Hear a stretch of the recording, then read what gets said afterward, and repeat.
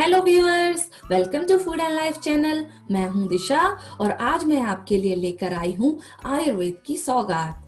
Friends, जैसा कि हम सभी जानते हैं कि आज पूरी दुनिया कोरोना जैसी पेंडेमिक सिचुएशन से जूझ रही है और अब तो सिचुएशन ये है कि हमें डॉक्टर्स और हॉस्पिटल्स को भी विजिट करने में डर लगता है, क्योंकि वहाँ पे ज़्यादातर कोरोना पेशेंट्स ही आते हैं और हमें ऐसी सिचुएशन में हॉस्पिटल्स को विजिट करना अवॉइड करना चाहिए। पर यदि हमें कोई भी छोटी मोटी प्रॉब्लम होती है तो उस सिचुएशन में हम भारत की सबसे पुरानी पारंपरिक चिकित्सीय पद्धति आयुर्वेद को आजमा सकते हैं। फ्रेंड्स, आयुर्वेदिक दवाइयों और उपचार का कोई भी साइड इफेक्ट्स नहीं होता है और ये घर में अवेलेबल चीज़ों से ही इसकी दवाइयाँ बनकर तैयार हो जाती हैं, जिसे आप खुद ही बना सकते हैं। तो इसे आपको एक बार ज़रूर ट्राई करना चाहिए और इसीलिए आज मैंने हमारे चैनल पर जाने माने डॉक्टर रितेश चावला जी को इनवाइट किया है, जो कि BAMS MD Ayurvedic consultant and panchakarma specialist हैं और पिछले 1 दशक से दिव्य आयुर्वेदा एंड पंचकर्मा सेंटर अमृतसर में प्रैक्टिस कर रहे हैं। तो चलिए हम स्वागत करते हैं डॉक्टर रितेश चावला जी का। नमस्ते डॉक्टर, आपका बहुत बहुत स्वागत है हमारे चैनल फूड एंड लाइफ पे। और आज का हमारा विषय है हेयर फॉल, यानी कि बालों का झड़ना। ये आजकल बड़ी ही कॉमन प्रॉब्लम है, तो इसलिए आज हम इस विषय पर चर्चा करेंगे। थैंक यू मैम, मुझे अपने चैनल पे बुलाने के लिए आपका मैं बहुत बहुत धन्यवाद करता हूँ। बहुत बहुत थैंक यू। हाँ जी।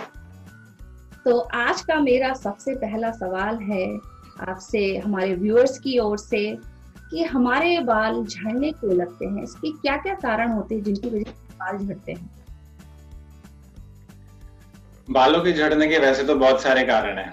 तो हर इंसान के बाल झड़ने के कारण आज जो हम लोग देख रहे हैं, उसमें सबसे पहले तो हमारा जो कारण आता है कि एक हेरिडिटरी कारण है। जो एंड्रोजेनेटिक एलोपेशिया के पेशेंट, बहुत सारे मेल पेशेंट हमारे पास अप्रोच करते हैं जिनके आगे के इतने हिस्से के बाल जब वो चले जाते हैं या जाने शुरू हो जाते हैं, यहाँ से स्टार्ट होती है, तो that is the hereditary cause, जिसको हम लोग एंड्रोजेनेटिक एलोपेशिया बोलते हैं। और इसके अंदर उनके अगर हम लोग पूछें उनके फैमिली में, तो उनके पिताजी को या उनके भाई को या उनके रिलेटिव्स में चाचा या अंकल को किसी ना किसी को ऐसी ये प्रॉब्लम रहती है, तो वो एक हेरिडिटरी पैटर्न आता है। तो जो ज्यादातर शुरुआत होती है 22-25 साल के आसपास में, ये ऐसा पैटर्न जो है वो नजर आना शुरू हो जाता है। फिर दूसरे कारण आते हैं, जैसे कि एनीमिया हो जाना, शरीर में खून की कमी हो जाना, उसकी वजह से भी बाल झड़ते हैं। कई बार स्ट्रेस बहुत ज्यादा हो जाता है, स्ट्रेस की वजह से भी बाल झड़ना शुरू हो जाता है। सडन स्ट्रेस, जिसको हम लोग टिलोजन एफ्यूवियम की कंडीशन बोल सकते हैं, उसमें उसकी वजह से भी बहुत सारा स्ट्रेस हो जाता है। फिर इसके अलावा स्ट्रेस का कारण आता है कि शरीर के अंदर प्रोटीन की कमी हो जाना, या फिर जब हम लोग क्रैश डाइट्स करते हैं, बहुत सारे पेशेंट्स जो ओबेसिटी के रहते हैं, वो सडन वो सोचते हैं कि हम लोग पतले हो जाएंगे, हम लोग क्रैश डाइट करेंगे, सडन खाना छोड़ देंगे तो हमारा वेट कम हो जाएगा। तो वो जब कारण आता है तो उसकी वजह से भी बाल झड़ना शुरू हो जाता है, कि क्योंकि क्रैश डाइट क्या करते हैं, हमारी बॉडी के अंदर जो जरूरी ऑर्गेन्स को जो न्यूट्रिशन पहुंचाना है, वो उनको पहुंचाना शुरू कर देती है और बालों को उतना नहीं न्यूट्रिशन मिलता, जिसकी वजह से हेयर फॉल होना हमें दिखता है। फिर पोस्ट फीवर, अगर फीवर आया तो बहुत सारे टाइम फीवर के बाद भी कुछ समय के बाद पेशेंट को हेयर फॉल नजर आता है। और जब वो मतलब औरतें जब प्रेग्नेंट रहती हैं, प्रेगनेंसी के दौरान में, मेनोपॉज होने के दौरान में, इस समय में भी हार्मोनल चेंजेस बहुत सारे फीमेल्स की बॉडी में होती हैं, जिसकी वजह से उनमें भी हेयर लॉस दिखता है। फिर कुछ ऐसी मेडिकेशंस हैं, मतलब बहुत सारी ऐसी मेडिसिन हैं जिनकी अगर हम लोग किसी ना किसी कारणवश, कोई ना कोई इंसान मेडिसिन तो लेता ही रहता है। हाँ। तो बहुत सारे समय रिएक्ट करती हैं, तो उन मेडिसिन के साइड इफेक्ट के तौर पे भी हम लोग हेयर लॉस देखते हैं। डैंड्रफ भी एक बहुत बड़ा कारण है हेयर लॉस का। और आज अगर हम लोग देखें तो बहुत सारे समय ये डैंड्रफ जो है हर छोटे से बड़े को नजर आती है। तो डैंड्रफ भी कहीं ना कहीं हेयर लॉस का एक मुख्य कारण नजर आता है। फिर एजिंग भी कह सकते हैं कि जैसे जैसे एज बढ़ती है, उसकी वजह से भी हेयर फॉल दिखता है। और हार्मोनल डिस्टर्बेंसेस हैं। आजकल हम लोग hair dyes, chemical based shampoos, chemical based products, ये सब चीजें यूज कर रहे हैं, तो ये भी कहीं ना कहीं हमारे बालों के झड़ने के कारण में शामिल हो जाती हैं।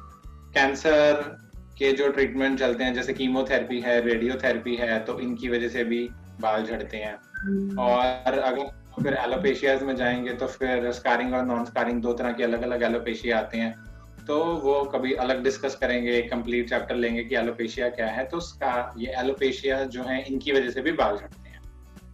मुख्य कारण ये है, बाकी और बहुत छोटे छोटे अलग अलग कारण हैं जो हम लोग जी, देख आप सकते हैं। सही कह रहे हैं, आपने बहुत सारे कारण बताए हैं, बट इनमें से मैंने एक बहुत ही कॉमन कारण देखा है, डैंड्रफ जो आपने बोला। तो ये डैंड्रफ मोस्टली होता है बहुत सारे लोगों को, और कई बार ये विजिबल होता है और कई बार नहीं दिखता है। तो ऐसी सिचुएशन में डैंड्रफ को जड़ से खत्म करने का कोई उपाय है?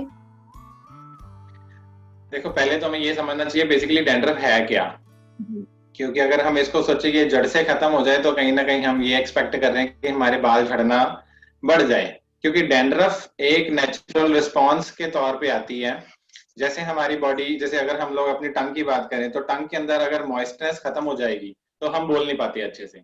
तो ऐसे ही हमारी बॉडी को ल्यूब्रिकेट करने के लिए भगवान ने सेबेशियस ग्लैंड्स दिए हैं, जहां पर जो हमारे हेयर हैं उनको ल्यूब्रिकेशन हमारे सेबेशियस ग्लैंड से मिलती है, वहां से उनको नरिशमेंट मिलती है। जब इसकी प्रोडक्शन बढ़ जाए किसी कारणवश, या जब इसकी प्रोडक्शन जरूरत से ज्यादा कम हो जाए, तो ये डैंड्रफ का रूप ले लेती है। अगर कम हो जाती है तो उसको हम लोग ड्राई डैंड्रफ बोलते हैं, कि पेशेंट ज्यादातर सिर खुजाता रहेगा, उसको सिर में ऐसा लगेगा कि जैसे सूखा हुआ है, ड्राई, जिसको बोलते हैं ना कि बहुत सारे लोग की सिर में बालों में हाथ लगाए पाउडर, जी, पाउडर के जैसा गिरता है, तो वो सूखी डैंड्रफ का रूप रहती है, जिसमें हमारे जो सेबेशियस ग्लैंड्स है उसके अंदर सीबम की जो प्रोडक्शन है वो बहुत कम हो जाती है। सेकेंडली जो आती है hyper activity of the sebaceous glands, जिसमें हम लोग ये कह सकते हैं कि आज की जो हमारी रोजमर्रा की दिनचर्या जिसको बोलते हैं, उसके अंदर हमारे खाने में बहुत सारे स्पाइसी फूड्स आ गए हैं, बहुत सारे ऑयली फूड्स आ गए हैं, हमारा स्ट्रेस बहुत ज्यादा बढ़ गया है।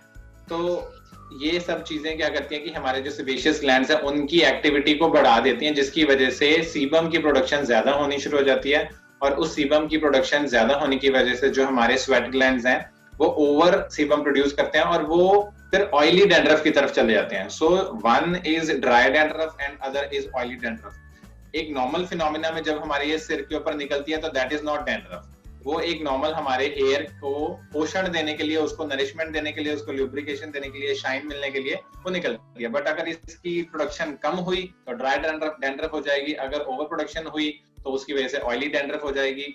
अब ये दोनों कंडीशंस जो हैं कहीं ना कहीं हेयर फॉल का कारण बनती है। अगर ड्राई डैंड्रफ रहेगी तो पेशेंट हमेशा सिर में इचिंग करने की इच्छा रखेगा, उसको बार बार ऐसा लगेगा यार मैं खुद सूखा लग रहा है, कुछ टाइटनेस लग रही है वहां पर, और कोशिश करता है कि मैं कोई ऑयल लगाऊं या ऐसी कोई चीज लगाऊं। बट बहुत सारे समय में डैंड्रफ के अंदर जो है एलोपैथिक डॉक्टर्स बोलते हैं कि नहीं, ऑयलिंग नहीं करनी है, और फिर वो अलग अलग तरह के शैम्पूज यूज करता है, और उसकी वजह से फिर पेशेंट को दिक्कत आती है।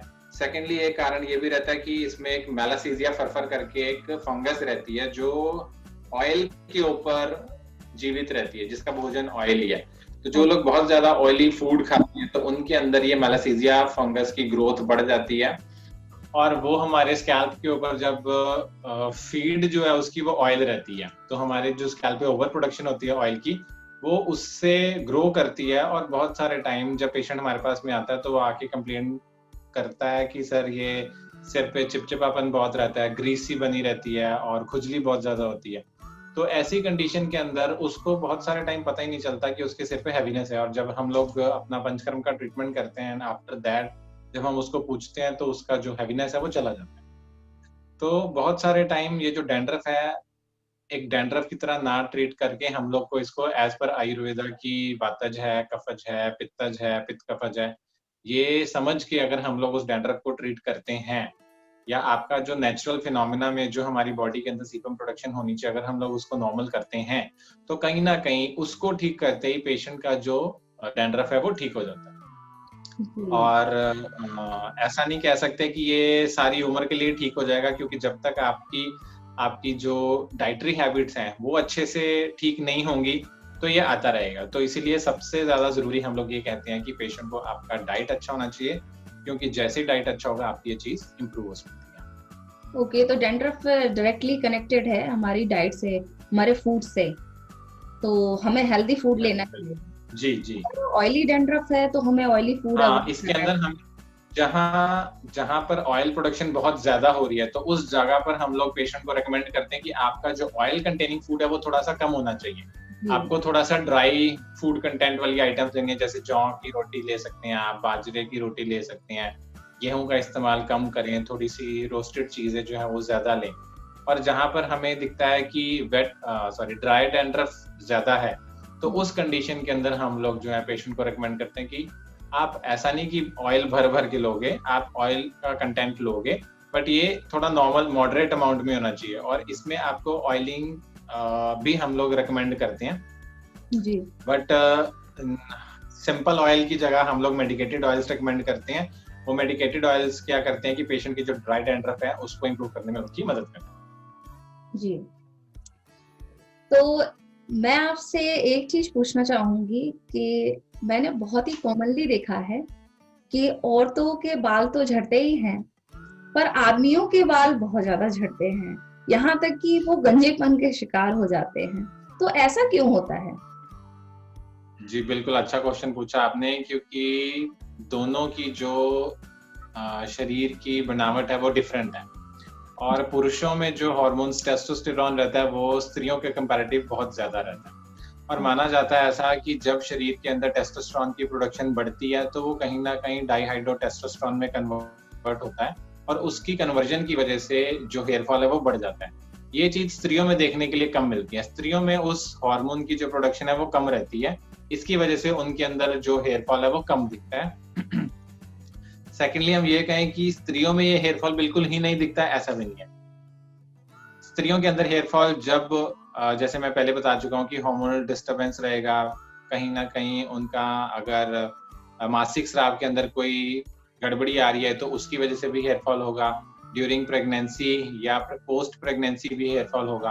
और आज जो हमारे पास में कुछ लड़कियां छोटी उम्र की आती हैं, उनके अंदर हम लोग जो हेयर फॉल का कारण देखते हैं तो वो पॉलीसिस्टिक ओवरीज है।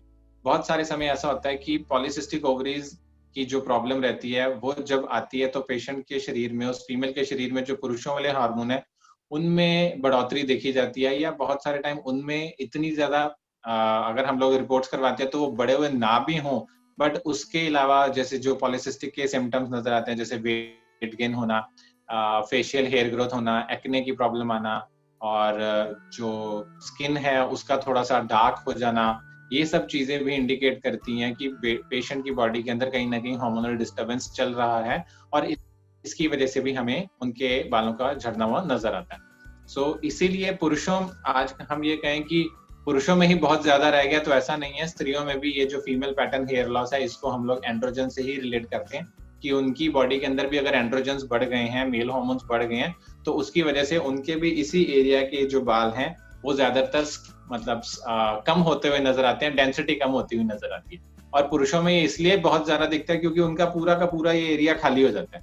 स्त्रियों में भी अगर आप देखोगे तो ये एरिया जो है वो डेंसिटी कम होनी शुरू हो जाएगी, उनका स्कैल्प विजिबल होना शुरू हो जाएगा।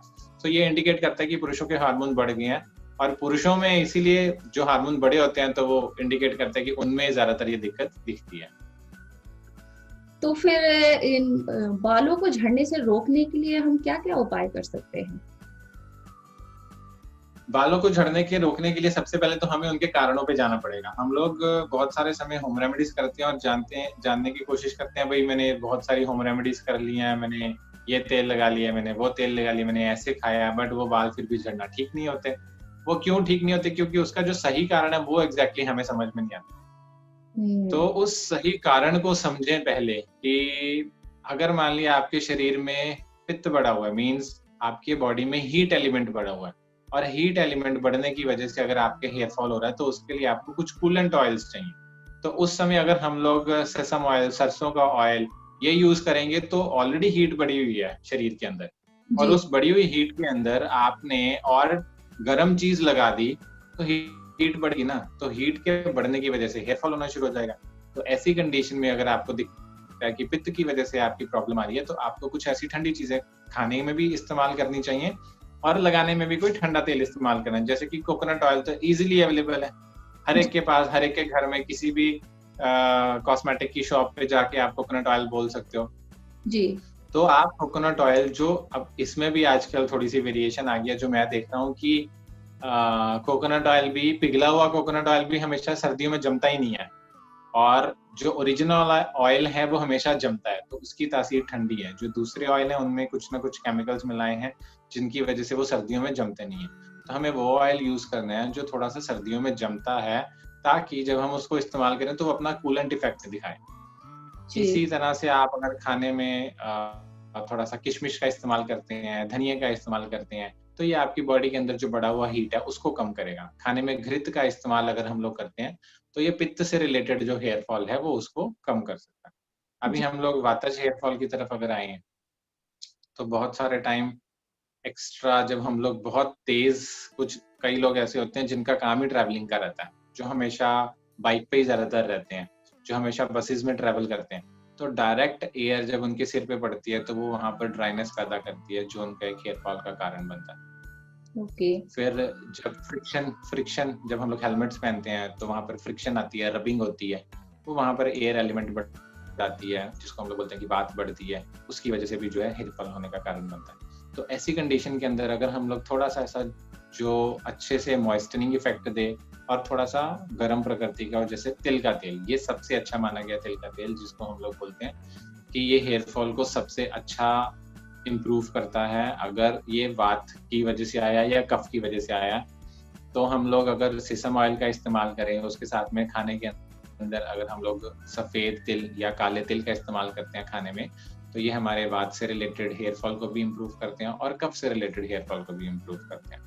और कफज जो पेशेंट रहते हैं उनमें, जो मैंने पहले बताया आपको कि बहुत ज़्यादा सीबम प्रोडक्शन हो रही है, तो उनका स्कैल्प हमेशा चिपचिपा ही रहता है, स्कैल्प पे ऑयलीनेस बनी रहेगी।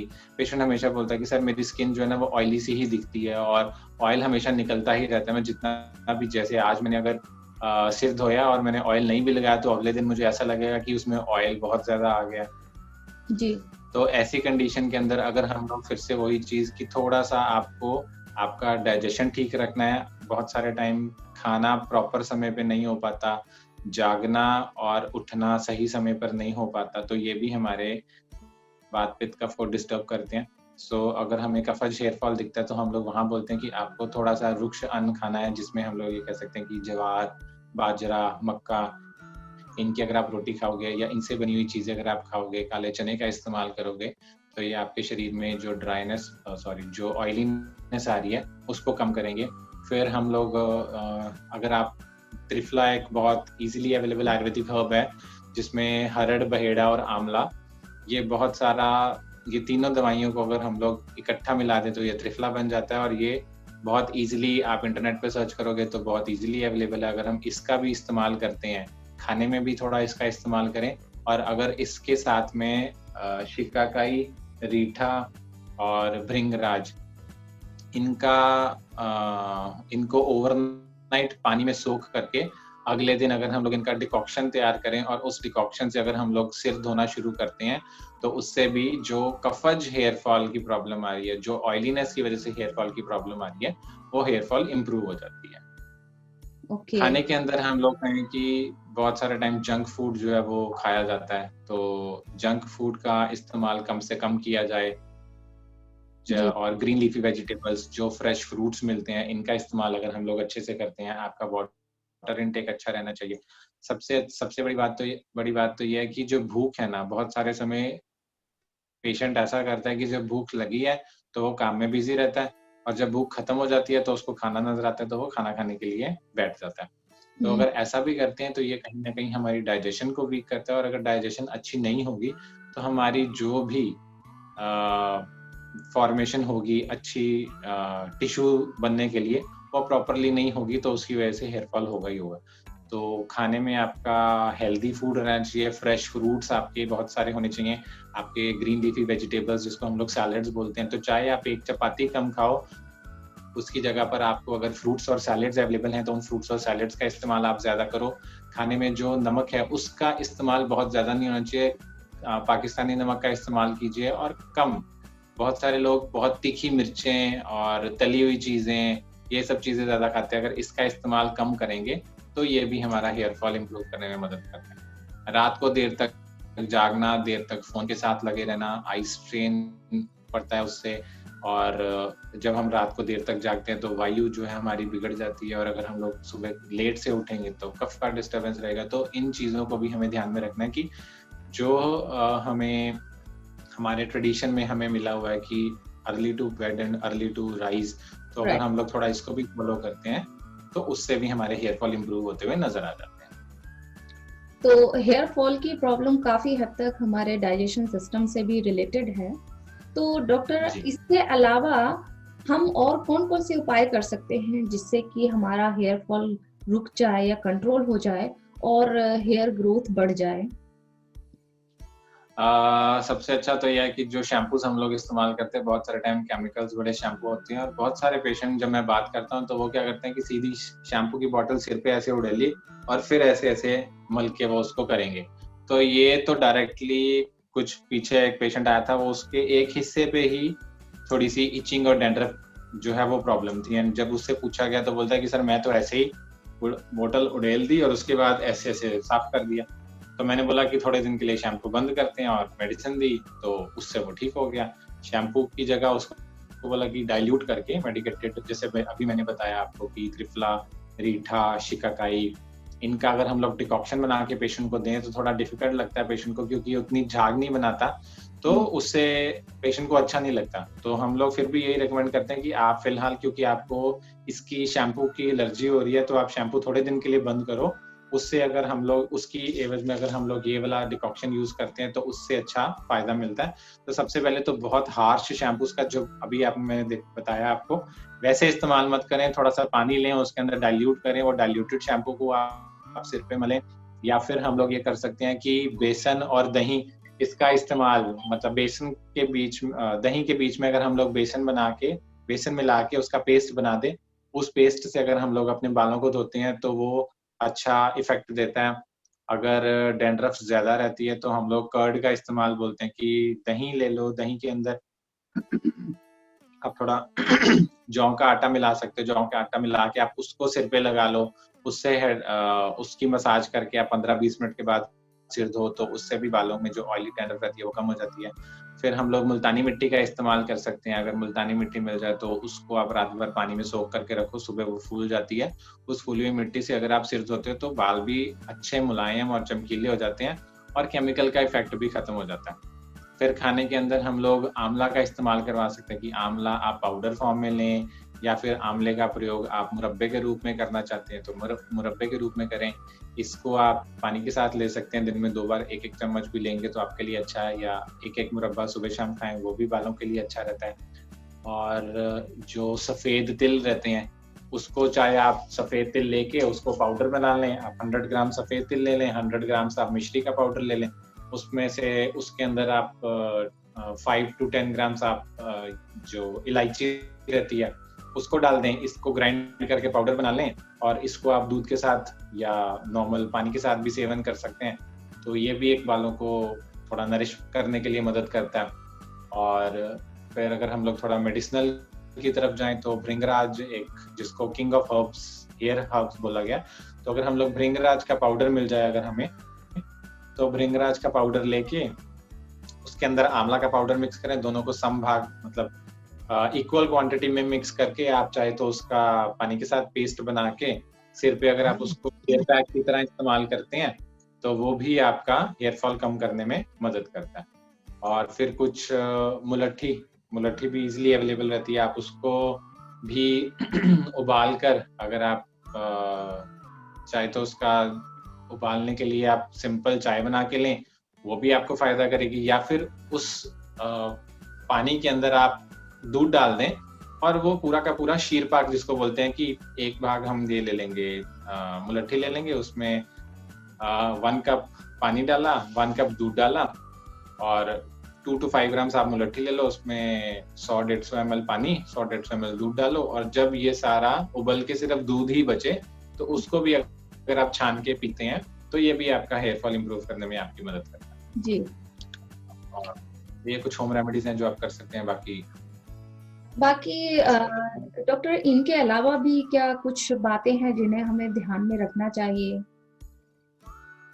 जी, इनके अलावा बहुत सारे टाइम हम लोग देखते हैं कि जो टॉवल्स हैं, जो हेयर कॉम्ब्स हैं, वो बहुत सारे टाइम घर के अदर मेंबर्स भी यूज करते हैं।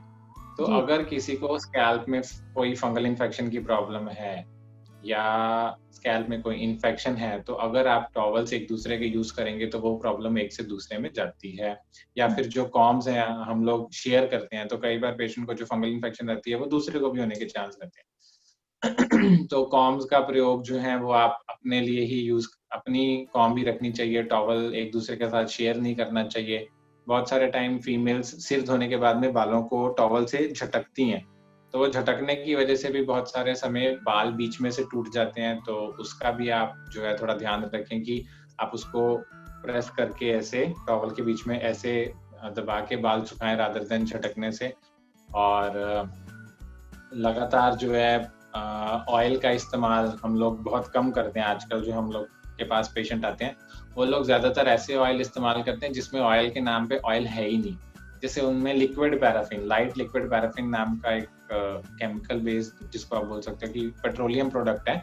तो इसका इस्तेमाल आजकल जो हमारे कॉस्मेटिक इंडस्ट्री में बहुत ज्यादा यूज हो रहा है। तो वो ज्यादातर अगर पेशेंट से पूछा जाए कि आप ऑयल लगाते हो, कितना फ्रीक्वेंटली आप ऑयलिंग करते हो, तो पेशेंट बोलता है कि सर ऑयलिंग तो हम लोग डेली करते हैं। और अगर पूछो कि कौन सा ऑयल यूज करते हैं, तो वो बोलते हैं कि ऐसा सिंथेटिक ऑयल है जिसमें इटसेल्फ में कोई उसकी ताकत नहीं है। क्योंकि जो ऑयल है वो प्योर ऑयल में, जैसे सिसम ऑयल हो गया, सरसों का ऑयल हो गया, कोकोनट ऑयल हो गया, ये ऑयल्स को हम लोग प्योर ऑयल्स बोल सकते हैं जो हमें नरिश करते हैं।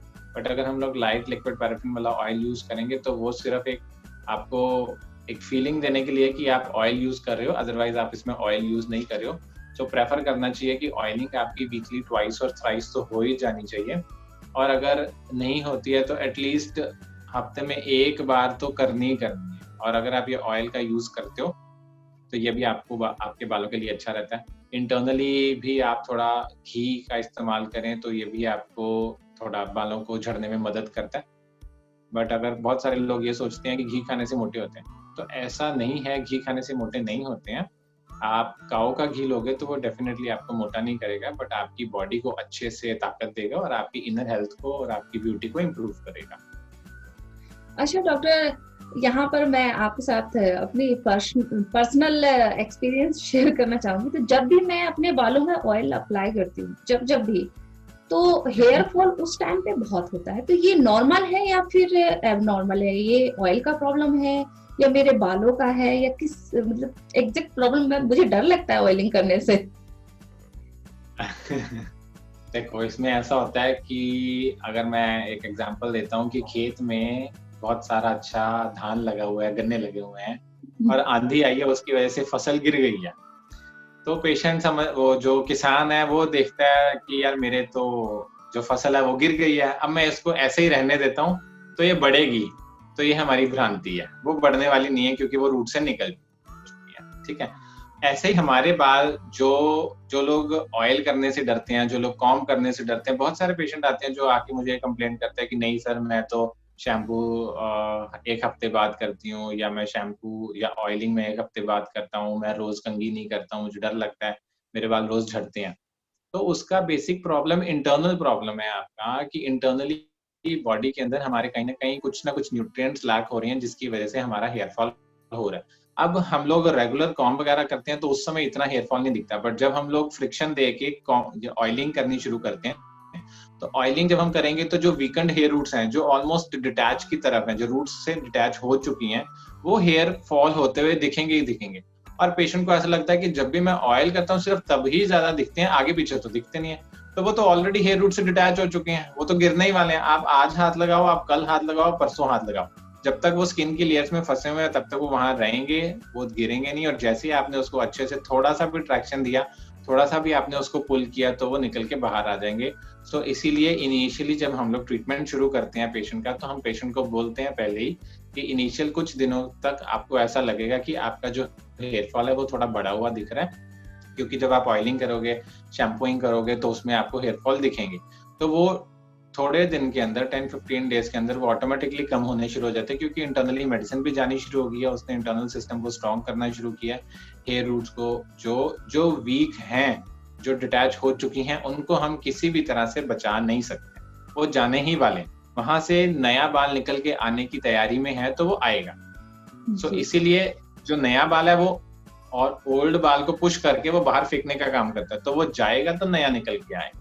और अगर इसके बैलेंस जो साइकिल है कि हेयर फॉल और हेयर ग्रोथ, अगर इसका डिसबैलेंस हुआ तभी पेशेंट के सिर के ऊपर जो है स्कैल्प विजिबल होना शुरू हो जाता है। उसमें होता है कि falling is increase and growth is slow down, so उसमें आपका स्कैल्प विजिबल होना शुरू हो जाएगा। सो अगर आपका स्कैल्प विजिबल नहीं हो रहा और फॉलिंग और ग्रोथ की प्रक्रिया बिल्कुल नॉर्मल चल रही है, तो फिर हम लोग इंटरनल थोड़े से सप्लीमेंट्स दे के पेशेंट की जो हेयर फॉल है उसको इम्प्रूव करवा सकते हैं। जी जी, तो इसका मतलब है आपकी सलाह के अकॉर्डिंग मुझे ऑयलिंग करते रहना चाहिए। जी जी, आपको ऑयलिंग मस्ट है, बट इंटरनली जो अगर कोई वीकनेस आ रही है या कोई हार्मोन डिस्टरबेंस हो रही है या कभी कभी हम लोग क्रैश डाइट्स कर लेते हैं, तो इनकी वजह से जो बेसिक रीजन है वो रीजन फाइंड आउट करके अगर हम लोग मेडिसिन स्टार्ट करेंगे तो डेफिनेटली ये इम्प्रूव हो जाएगा। तो डॉक्टर, मैं आपसे ये पूछना चाहूंगी कि जब भी आपकी क्लिनिक में पेशेंट्स आते हैं, अलग अलग पेशेंट्स आते हैं हेयर फॉल की प्रॉब्लम को लेके, तो आप अपने सभी पेशेंट्स को एक जैसा ही ट्रीटमेंट देते हैं या सबको अलग अलग ट्रीटमेंट करते हैं? देखो, आयुर्वेद ने तो 3 ही चीजें बोली हैं कि बात, पित्त और कफ। अगर इनमें कहीं ना कहीं डिस्टरबेंस आई तो इनकी वजह से बाल जाने वाले हैं। तो हम लोग का जो प्रोटोकॉल चलता है वो हम लोग ये डिसाइड करते हैं कि पेशेंट को वात की वजह से या पित्त की वजह से, कफ की वजह से या पित्त कफ की वजह से या वात पित्त की वजह से, तो ये जो चीजें हैं हमें ये डायग्नोस करनी पड़ती हैं। तो उसके पैटर्न को सिलेक्ट करके हम लोग मेडिसिन प्लान करते हैं और उसकी वजह से फिर पेशेंट में इंप्रूवमेंट नजर आती है। So most of the time अगर हम लोग देखें तो स्ट्रेस एक बहुत नॉर्मल कारण है आजकल हेयर लॉस का। बेसिक कॉज में पेशेंट के अंदर अगर आयरन डेफिशिएंसी है, जिसको अनीमिया बोल सकते हैं, या एचबी अगर बोलें तो एचबी कम रहता है, तो उन पेशेंट्स के अंदर ज्यादातर मेडिसिन सेम रहती हैं। कुछ स्पेसिफिक पेशेंट्स रहते हैं जिनमें, जो मैं ऑलरेडी बता चुका हूँ कि ग्रीसी डैंड्रफ वाला पेशेंट है, या प्रेगनेंसी की वजह से हेयर फॉल हो रहा है, या फिर एक ऐसी भी कंडीशन आती है जिसमें पेशेंट को इनडाइजेशन या माल एब्जॉर्प्शन सिंड्रोम होता है, जहां पर पेशेंट का डाइजेशन बहुत वीक है और उसको बार बार फ्रीक्वेंट लूज मोशंस रहती हैं। वो जो भी खाता है उसके बाद उसको मोशन आता है। तो ऐसी कंडीशंस के अंदर फिर हमें फर्स्ट उस पैथोलॉजी को टारगेट करना पड़ता है, मतलब उस कारण को टारगेट करना पड़ता है जो कारण उसके हेयर लॉस का कारण बन रहा है। मींस पेशेंट अगर हेयर फॉल का आया और मैंने उसको हेयर फॉल की दवाई दे दी और उसको मैंने बोला कि आपका पेट तो नहीं ठीक होने वाला, तो उसका हेयर फॉल भी ठीक नहीं होगा, क्योंकि उसका कारण है पेट खराब होना। तो पेट खराब होने की वजह से जो न्यूट्रिएंट्स अब्सॉर्ब होने चाहिए वो प्रॉपर्ली अब्सॉर्ब नहीं हो रहे हैं बॉडी में, बॉडी वीक हो रही है, और अगर बॉडी वीक होगी तो हेयर फॉल होगा। सो अगर पेशेंट आपके पास में कोई ऐसा आता है जिसका कारण आपको समझ नहीं आया और आपने उसको मेडिसिन ब्लाइंडली दे दी, तो पेशेंट ठीक नहीं होगा। तो आपको रूट कॉज पे काम करना है रादर देन कि एक सिंगल मेडिसिन दे के आप बोलो कि ये ठीक हो जाएगा। इसीलिए हम लोग के पास जब पेशेंट आते हैं तो हमने एक प्रोटोकॉल बना के रखा है, क्वेश्चनियर सेट करके रखा है। तो वो पहले हम लोग पेशेंट को पूछते हैं, वो पेशेंट को देते हैं फिल करने के लिए, वो सब बताता है, तो उसके अकॉर्डिंग हम लोग डायग्नोस करते हैं कि क्या कारण है इसका, फिर उसके बाद मेडिसिन सेलेक्ट करके हम लोग प्रोवाइड करते हैं पेशेंट। जी, क्योंकि आजकल तो जैसे हम देखते हैं मार्केट में, टीवी पे बहुत सारे मेडिसिन कंपनीज अलग अलग फार्मेसी बना के बेच रहे हैं, सेल कर रहे हैं कि, और वो दावा करते हैं कि ये मेडिसिन लेने से आपका हेयर फॉल कंट्रोल हो जाएगा। इसीलिए मैंने आपसे ये क्वेश्चन पूछा कि सबके लिए अलग अलग ट्रीटमेंट होना चाहिए या एक ही कॉमन दवा सबके ऊपर काम कर जाएगी, इसीलिए। नहीं, वही ऑलरेडी बता चुका हूँ कि ये नहीं हो सकता है। बिल्कुल। तो आप जो मेडिसिन या ऑयल, शैम्पू, हेयर प्रोडक्ट जो भी आप अपने पेशेंट्स को रेकमेंड करते हैं, उनको देते हैं, तो वो मार्केट में अवेलेबल हैं या फिर ये आपका खुद का प्रोडक्शन है? इनिशियली जब हमने शुरू किया था तो मार्केट में अवेलेबल नहीं था और हम लोग खुद अपनी क्लिनिक में देते थे। आज हमारे बहुत सारी जो प्रोडक्ट्स हैं वो मार्केट में भी अवेलेबल हैं और पेशेंट ऑनलाइन भी अगर लेना चाहे तो वो ऑनलाइन भी ऑर्डर कर सकता है। अदरवाइज अगर वो कंसल्टेशन लेके करना चाहे हमसे बात करके, तो कंसल्टेशंस भी अवेलेबल हैं। पेशेंट हमसे कांटेक्ट करेगा, कंसल्टेशन लेगा, उसके पास सारा जो मैंने बताया कि क्वेश्चनियर जाएगा, उसके वो आंसर्स फिल करके भेजेगा, तो उसके बेसिस के ऊपर उस पर्टिकुलर पेशेंट को क्या चाहिए, जी। उसके अकॉर्डिंग हम लोग जो उसका बेसिक डिजाइन है मेडिसिन का, वो उसको सेलेक्ट करके बताएंगे कि आपके लिए ये चीज की रिक्वायरमेंट है, आप अगर ये लोगे तो आपको रिजल्ट ज्यादा अच्छे मिलेंगे। तो ये दोनों चीजें कर सकते हैं। मींस डायरेक्टली अगर लेना चाहे पेशेंट तो ऑनलाइन अवेलेबल है, और कंसल्टेशन लेके लेना चाहे तो वैसे भी ले सकते तो अगर हमारे व्यूअर्स आपसे कोई भी कंसल्टेशन लेना चाहें, कोई एडवाइस लेना चाहें, तो वो आपको कैसे कांटेक्ट कर सकते हैं? वो मेरे लिए जो मेरे व्हाट्सएप नंबर है, मेरा ईमेल आईडी है, आप उन पे अपनी डिटेल शेयर कीजिए। व्हाट्सएप नंबर जो है वो मैं बोल देता हूँ, +91 730 7792522। इस पे मेरा व्हाट्सएप चलता है, तो आप इस पे पिंग कर सकते हैं। आपकी इमेजेस जो है हमारे साथ शेयर कीजिए। कई बार अगर हमें वीडियो कंसल्टेशन की जरूरत पड़ती है तो हम लोग वीडियो कंसल्टेशन ऑफर करते हैं पेशेंट को। ये सब होने के बाद में आप आपकी प्रॉब्लम जब बताएंगे तो हम उसके अकॉर्डिंग आपको आपका ट्रीटमेंट बता सकते हैं। वेबसाइट है हमारी www.ayurveda ayurvedaharcare.in ayurvedahaircare.in। आप इस पे विजिट कीजिए, आपको दिख जाएंगे कि हमारे जो हेयर रिलेटेड जितने भी पेशेंट्स हैं, हेयर रिलेटेड जितने भी डिसऑर्डर्स हैं, उनकी डिटेल्स आपको यहाँ पर मिल जाएगी। और YouTube के चैनल पे तो आप देख ही रहे हैं कि YouTube के चैनल को आप सब्सक्राइब भी कर सकते हैं, तो यहाँ पर आपको रिसेंट अपडेट्स वगैरह जो है वो सब मिलते रहेंगे। तो जी व्यूअर्स, अगर आपको डॉक्टर साहब से कांटेक्ट करना है, उनसे कोई एडवाइस चाहिए है, तो आपको उनकी ईमेल आईडी, कांटेक्ट नंबर और वेबसाइट का लिंक आपको डिस्क्रिप्शन बॉक्स में मिल जाएगा, जहां जाकर आप विजिट कर सकते हैं वेबसाइट को और डॉक्टर साहब से कांटेक्ट कर सकते हैं। तो डॉक्टर साहब, आपका बहुत बहुत धन्यवाद हमारे चैनल पर आने के लिए। आपने बहुत ही ज्यादा अच्छी इंफॉर्मेशन हमारे साथ शेयर की है, क्योंकि आज तक तो मुझे और हमारे व्यूअर्स को यही लगता था कि ये एक ही प्रॉब्लम है, कॉमन प्रॉब्लम है, हेयर फॉल। पर आज आपसे बात करके हमें ये पता चला है कि ये हेयर फॉल एक नहीं है, इनके रीजंस बहुत सारे हैं और अलग अलग तरीके से होता है हेयर फॉल। और इसके लिए हमें पहले प्रॉब्लम्स की रूट तक जाना होगा, उसको डायग्नोस करके देन हमें ट्रीटमेंट लेना चाहिए। तो ये बहुत ही इफेक्टिव रहेगा। तो आपने बहुत ही अच्छी इंफॉर्मेशन हमें दी है। आपका फिर से बहुत बहुत धन्यवाद। थैंक यू, आपने मुझे फूड एंड लाइफ चैनल में बुलाया, उसके लिए मैं आपका बहुत बहुत शुक्रगुजार हूँ। और अधिक जानकारी या और चीजें के लिए आप कभी भी अगर मुझे बुलाना चाहें तो आप बुला सकती हैं। Thank you ma'am. Thank you so much. Friends, मैं उम्मीद करती हूँ कि डॉक्टर रितेश जी द्वारा दी गई इंफॉर्मेशन और टिप्स आपके लिए यूजफुल रहेंगे। आप इन टिप्स को अपनी डेली लाइफ में इम्प्लीमेंट करेंगे और हेयर प्रॉब्लम्स को फिक्स कर लेंगे। जो भी आपका एक्सपीरियंस रहे, आप हमारे साथ कमेंट में जाकर जरूर शेयर करिएगा। और अगर आप किसी स्पेशल प्रॉब्लम या किसी टॉपिक पर वीडियो देखना चाहते हैं, डॉक्टर रितेश जी की सलाह चाहते हैं, तो आप हमें कमेंट में जाकर बताइए। हम जल्दी से जल्दी उस टॉपिक पर वीडियो बनाकर लेकर आएंगे। और अगर आपको ये वीडियो इंफॉर्मेटिव लगा हो तो आप इसको जरूर लाइक करें, जिससे कि हमें नए वीडियोस बनाने के लिए एनकरेजमेंट मिले, आपका सपोर्ट मिले। और हमारे इस वीडियो को ज़्यादा से ज़्यादा शेयर कीजिए, जिससे कि जो इस प्रॉब्लम से जो लोग जूझ रहे हैं, इस प्रॉब्लम को फेस कर रहे हैं, उनको कुछ हेल्प हो सके। और हमारे चैनल को जरूर सब्सक्राइब करिए, बेल आइकन को दबाना मत भूलिएगा। Thanks for watching this video. मिलते हैं अगले सेशन में। बाय।